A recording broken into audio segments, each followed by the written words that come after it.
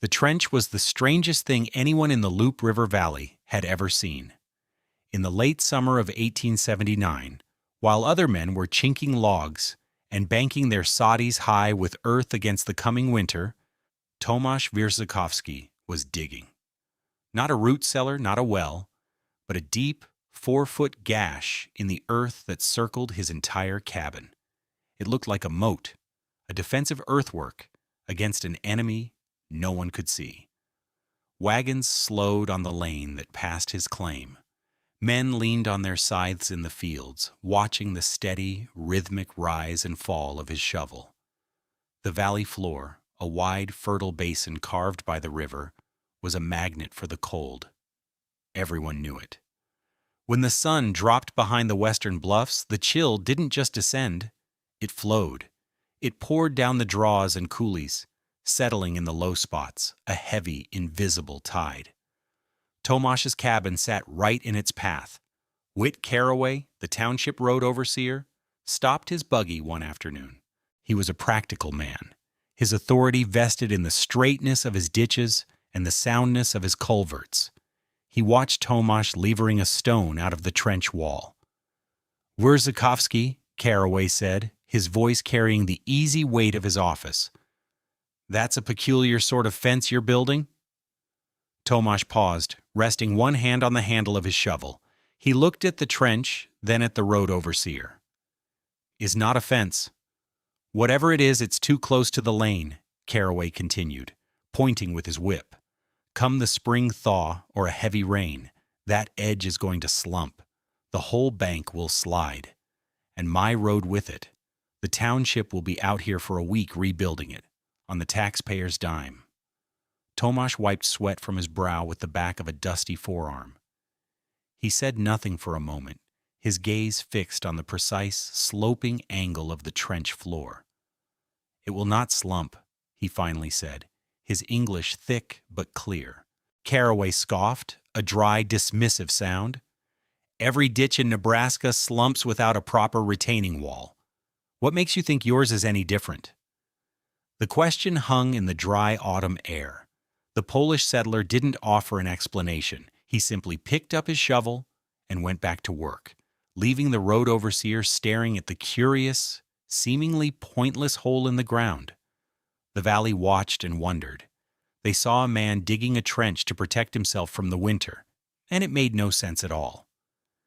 They thought he was trying to build a wall against the cold. They were wrong. He was building a riverbed. This story is about a different kind of thinking. It's not about fighting a force of nature, but understanding its path. If you value that kind of practical wisdom, the quiet genius that often goes unnoticed, then I encourage you to subscribe to this channel. I promise you stories like this one, rooted in real history and the timeless physics of survival. Take a moment to like this video and tell us in the comments, what's the most counterintuitive piece of advice you've ever received that actually worked? Tomasz Wyrzykowski was not a farmer. He had a claim, he had a team of oxen, and he planted what he needed to survive. But the soil was not his first language.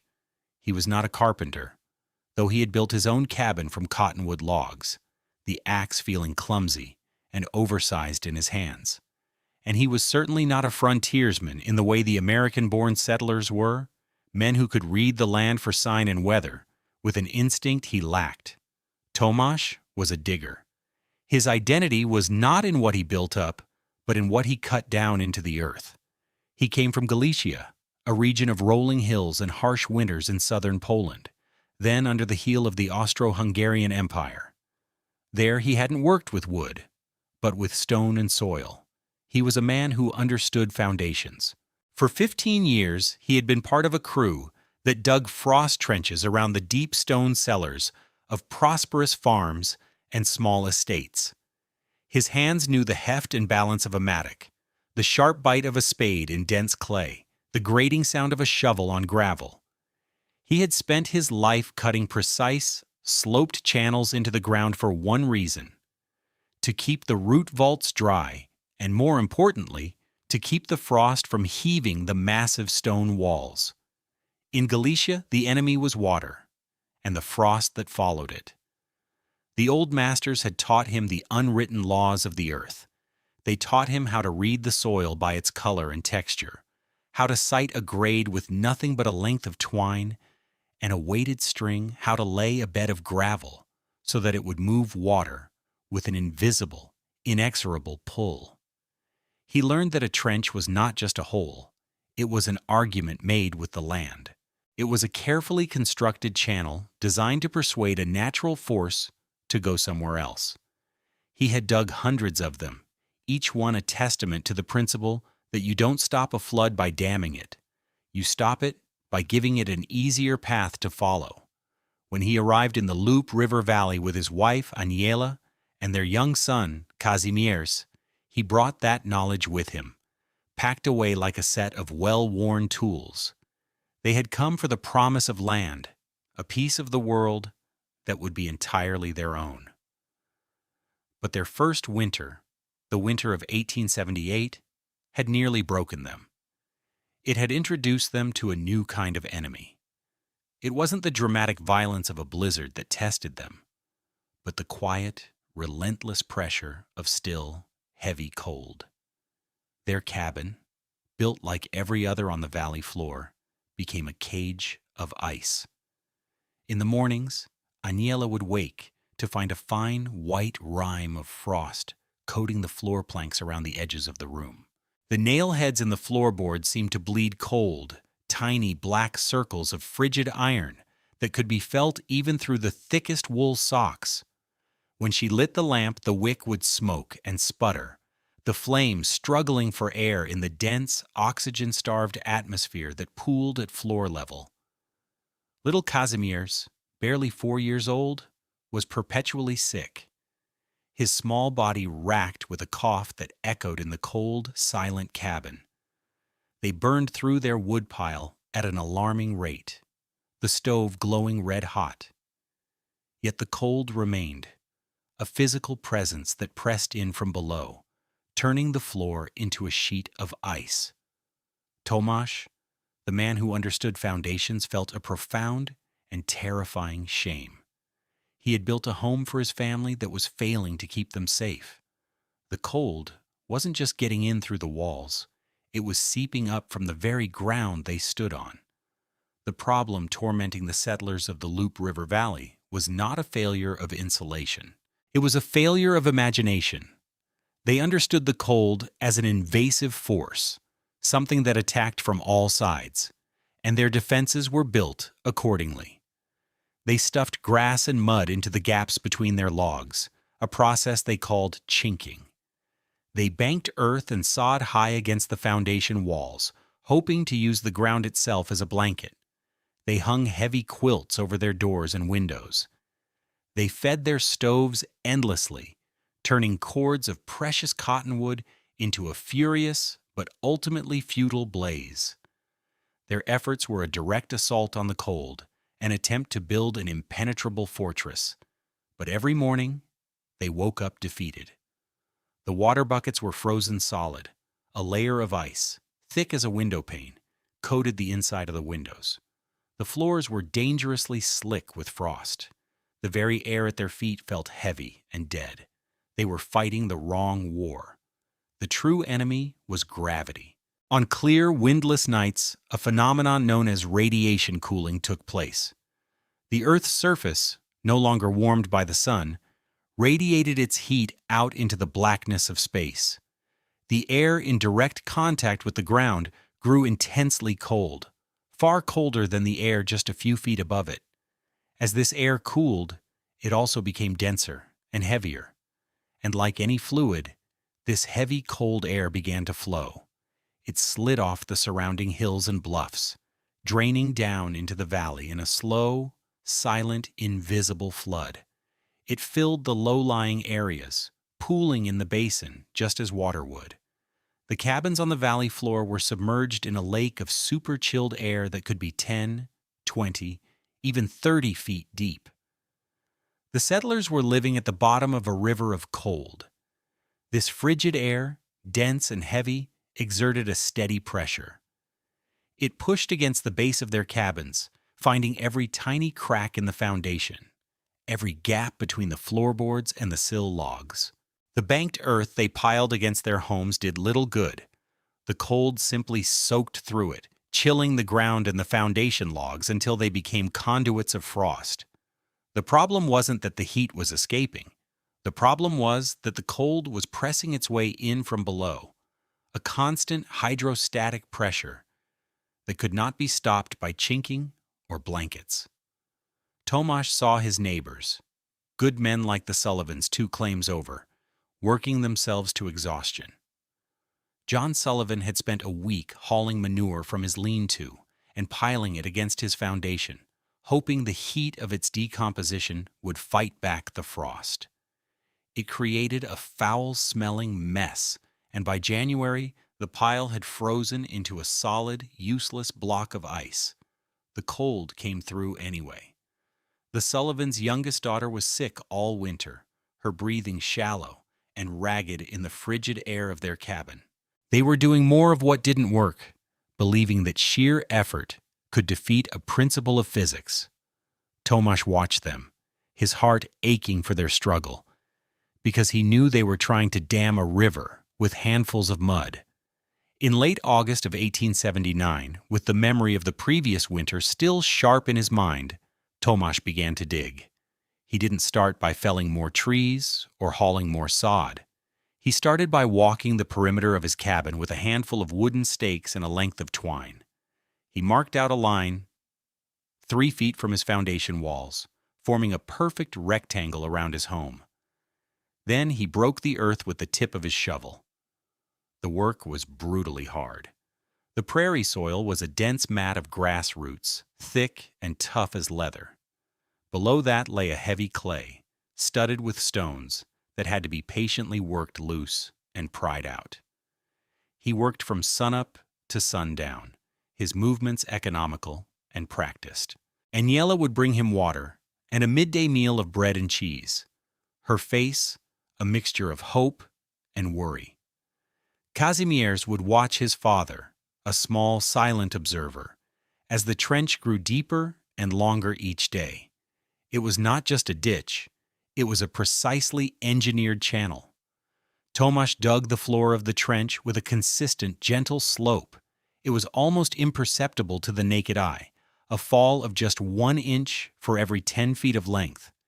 He began at the highest point of the ground on the north side of his cabin and worked his way around, the trench bottom dropping steadily until it reached the lowest point on the south side, where it emptied into a natural swale that ran away from his property.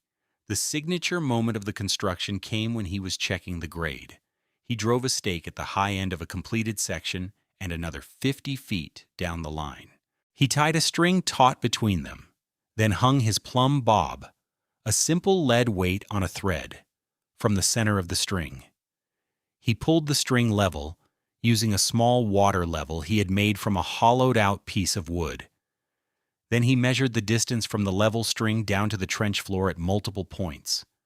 He was not guessing, he was measuring. He was imposing an old-world logic onto the wild Nebraska prairie. Whit Carraway saw him doing this and stopped again, this time getting out of his buggy. He watched the meticulous, slow process with a frown of pure incomprehension. "What in God's name are you doing with all that string, Wyrzykowski?" Tomasz pointed. "For the slope. Must be perfect." "The slope of what? It's a hole in the ground," Carraway said, his frustration growing. "I told you, this is a menace to my road. You're creating a weak spot, an invitation for a washout." "The water will not wash it out," Tomasz replied calmly, not looking up from his measurement. "Of course it will. It's a ditch. That's what ditches do. They carry water, and water erodes." "This ditch," Tomasz said, finally meeting the overseer's gaze, "is not for water." That statement, more than anything, convinced Carraway that the Pole was mad. A ditch not for water? What else could it be for? He shook his head and walked back to his buggy, making a mental note to bring the matter up at the next township meeting. This foolishness had to be stopped before it caused real damage. By late September, the trench was complete. It was 4 feet deep and 2 feet wide, a clean, sharp cut ringing the cabin. The final step was to fill it. Tomasz spent another 2 weeks hauling gravel from a creek bed a mile away, load by painstaking load in his small wagon. He filled the entire trench to the top with the loose, round stones. The final result was a 3-foot-wide perimeter of gravel around his home, level with the surrounding ground. To a casual observer, it looked like a decorative path, but beneath the surface lay a 4-foot-deep, perfectly sloped, permeable channel. He had not built a wall, he had built a drain for the cold. To understand what Tomasz Wyrzykowski had built, you must first stop thinking of cold as a quality and start thinking of it as a substance. Imagine it as a clear, heavy liquid, like invisible water. On a still, frigid night, this liquid is continuously being produced as the ground radiates its heat into space. The air in contact with the earth becomes this liquid, and it begins to flow downhill, following the contours of the land. This is the principle of cold air drainage. It is a fundamental law of thermodynamics and fluid dynamics, as reliable as the law of gravity that drives it. The coldest, densest air will always seek the lowest point. In the Loup River Valley, that lowest point was the flat basin floor, where the settlers had built their homes, a standard cabin foundation, even one banked with earth, acts like a dam against this flow. The invisible river of cold air piles up against the foundation walls. It has nowhere else to go, so it presses against the logs and stones, its temperature slowly seeping through the material by conduction. It chills the very ground beneath the cabin, which in turn chills the floorboards from below. The air inside the cabin, near the floor, becomes cold and dense itself, stratifying the room into layers. The heat from the stove rises to the ceiling, leaving a pool of frigid, stagnant air at the occupant's feet. This is why the lamp wicks smoked. The flame was being starved of oxygen in the heavy carbon dioxide-rich layer of cold air. This is why their feet were always freezing, no matter how hot the stove. They were waiting in a pool of cold. Tomasz's trench was an elegant, simple solution to this complex problem. It functioned as an interceptor drain, a common tool in managing groundwater, but applied to a different fluid, cold air. As the river of cold air flowed down the slight grade of the valley toward his cabin, it encountered the gravel-filled trench first. Because the air was heavier and denser than the warmer air around it, it sank. It fell down through the gaps between the pieces of gravel, dropping 4 feet to the bottom of the trench. Once at the bottom, it was trapped. The trench was now a channel, and the cold air, still behaving like a liquid, began to flow along the path of least resistance. It followed the gentle 1% grade that Tomasz had so painstakingly engineered. It flowed around the cabin, contained within the trench, and then exited at the low point on the south side, continuing on its journey down the valley into the swale. The trench effectively captured the cold air before it could ever reach the cabin's foundation. It created a cold shadow, protecting the ground underneath and immediately surrounding the cabin from the encroaching flood. By diverting the flow, Tomasz wasn't trying to warm the air. He was simply giving the cold, heavy air somewhere else to go. He had dug a culvert for the atmosphere. The BTUs, the units of heat energy being produced by his small stove, didn't have to fight a constant pressurized invasion of cold from below. They only had to contend with the normal, manageable heat loss through the walls and roof. He hadn't built a better fortress, he had diverted the siege. That November, the sky cleared. For 13 consecutive nights, not a cloud appeared in the vast, dark expanse above Nebraska. The wind fell silent. The air grew perfectly still. This was not a blizzard, with its dramatic fury of snow and wind. This was a radiation freeze, a quiet, insidious killer. Each day the sun offered a brief, deceptive warmth, but as soon as it set, the temperature began to plummet. The ground, unprotected by a blanket of clouds, radiated all its stored warmth into the void.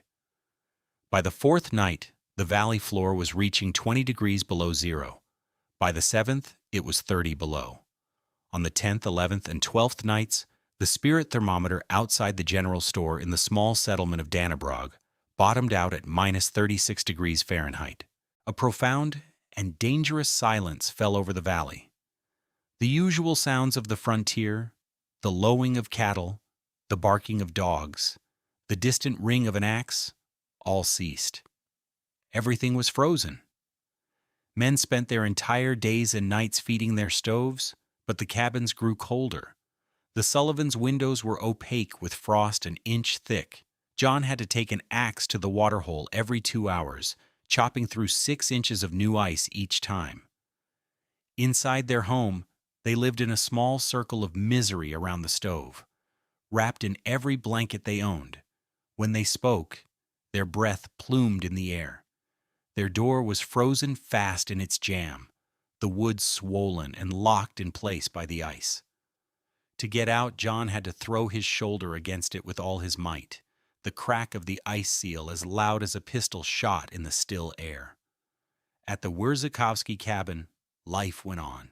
In the morning, when the world outside was a landscape of brittle, crystalline ice, Aniela rose from her bed, walked across the room in her stocking feet, and opened the door to the pantry. The floorboards were cool, but not cold. There was no rime of frost along the walls. Little Kazimierz slept soundly in his cot, not with the shallow, rattling breath of a sick child, but with the deep, easy rhythm of a healthy one. The proof of the trench's power was in the smallest, most mundane details. It was in the way Aniela could draw a bucket of water from the barrel inside and find no skim of ice on its surface. It was in the way the candle on the table burned with a steady, upright flame, not a flickering, smoky one. And most of all, it was in the front door. Every morning Tomasz would rise just before dawn. He would walk to the door, lift the simple wooden latch, and pull. The heavy plank door swung inward smoothly, silently, on its leather hinges. There was no resistance, no groan of protest from swollen wood, no sharp crack of a frost seal breaking. The door moved as freely as it did in July. Outside, the air was so cold, it stung the lungs. A painful, crystalline cold. But the threshold, the sill, the door jamb, the very bones of the cabin's foundation were untouched by the deep freeze. While every other family in the valley was trapped behind a wall of ice until the mid-morning sun could free them, Tomasz Wyrzykowski's door swung open to the dawn. He was not just surviving the cold, he was living in defiance of it. Whit Carraway was a man defined by duty.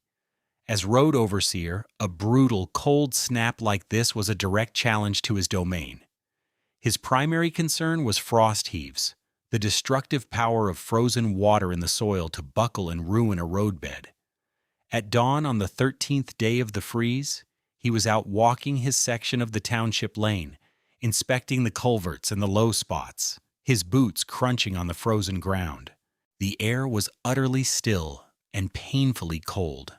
As he walked, he could feel the cold pooling around his ankles, a palpable sensation of weight and density. The valley was a bowl filled with it. He wrapped his scarf tighter around his face, his exhaled breath instantly freezing on the wool. He was checking the wooden culvert near the Wyrzykowski claim, worried it might have been crushed by the frozen earth, when he noticed something strange. He was standing in the middle of the lane, about 30 feet from Tomasz's cabin. His certainty, the one he had held all autumn, was that the Pole's foolish trench would have collapsed by now, taking the edge of the road with it. He expected to see a slumped, broken mess. Instead, the road was perfectly intact. But that wasn't the strange part. The strange part was what he felt against his legs. From his knees down, He was immersed in a current of intensely cold air, flowing gently but steadily down the lane. It was a distinct, moving river of cold, sliding along the surface of the ground. But as this current neared Tomasz's property line, it did something that defied all of Caraway's experience. It turned. The river of air veered sharply to the right and disappeared. He took a few steps forward, puzzled. He could feel the edge of the current as clearly as if it were water. On one side, the slow-moving, bitter cold. On the other, just still air. Cold, but without the same biting weight. He followed the flow. It led directly to the gravel perimeter around the cabin. He watched, mystified, as the river of cold air reached the gravel and simply vanished, as if pouring down a drain. He knelt, cautiously placing a bare hand over the stones. An icy draft was breathing downward, into the earth. Then he looked up at the cabin. The sight broke his certainty completely. Every other cabin foundation in the valley, his own included, was plastered with a thick, white, feathery layer of hoarfrost. Every stone, every log sill at ground level was encased in it. It was the signature of the deep freeze, the physical evidence of where the cold was pressing hardest. But the foundation logs of Tomasz Wyrzykowski's cabin were bare. They were dark, clean, and dry, looking exactly as they had in October. There was a visible line, a stark demarcation.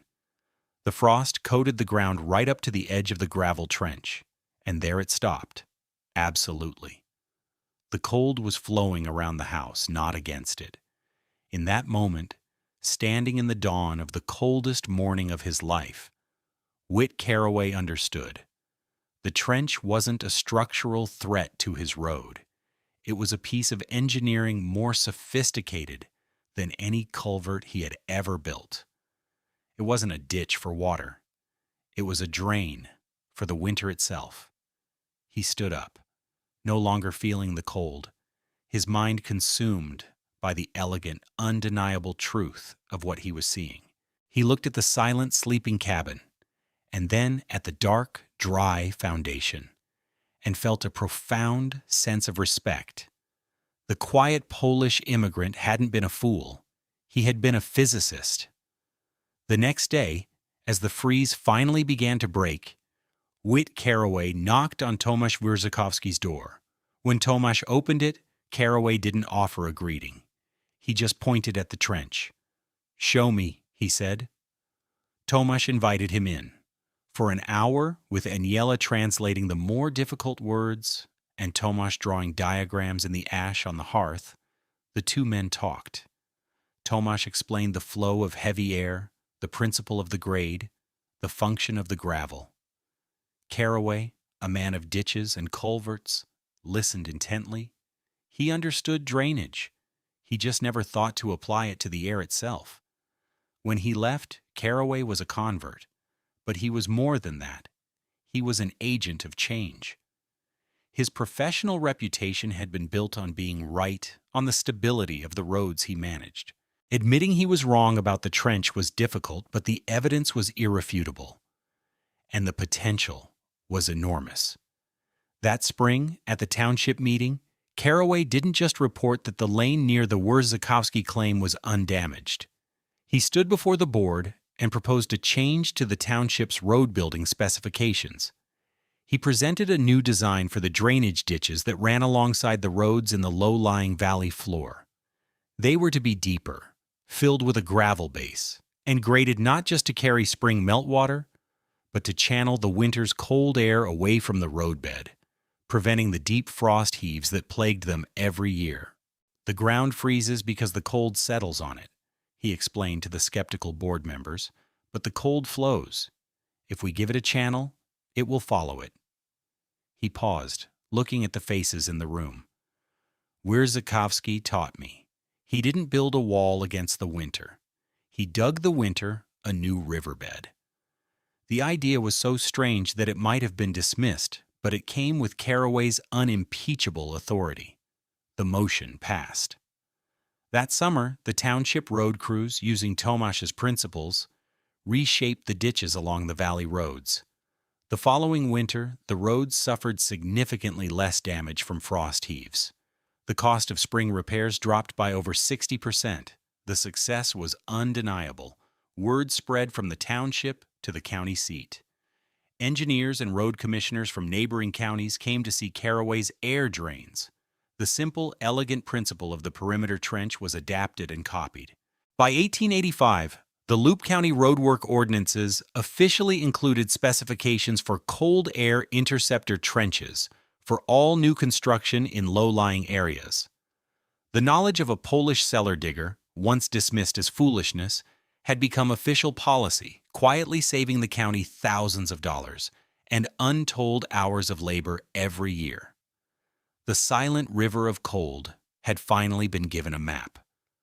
The principle that Tomasz Wyrzykowski applied with a shovel and a plumb line is now a cornerstone of modern sustainable building and landscape architecture. We call it by different names: earth sheltering, passive cooling, geothermal air exchange. But the physics remains the same. Architects today design buildings with underground air intakes that use the stable temperature of the earth to cool air in the summer and preheat it in the winter, reducing reliance on mechanical systems. Farmers in cold valleys plant their most frost-sensitive crops on hillsides, not on the valley floor, knowing that the coldest air will drain away from the slopes. Some even build low stone walls, known as air dams, to divert the flow of cold air away from their orchards on critical spring nights. It is all the same idea, recognizing that the atmosphere is not uniform, that it moves in currents and pools, and that its energy can be managed with intelligent design rather than brute force. What Tomasz did in 1879 was more than just a clever trick to stay warm. It was a profound shift in perspective. His neighbors saw the cold as an enemy to be fought, a battle to be won with bigger fires and thicker walls. Theirs was a language of conflict, of resistance. They stood their ground and were besieged. Tomasz saw the cold not as an enemy, but as a force of nature with its own logic, as predictable as a river. He did not seek to stop it. He sought only to understand its path. He listened to the quiet language of the land and learned the direction of its invisible currents.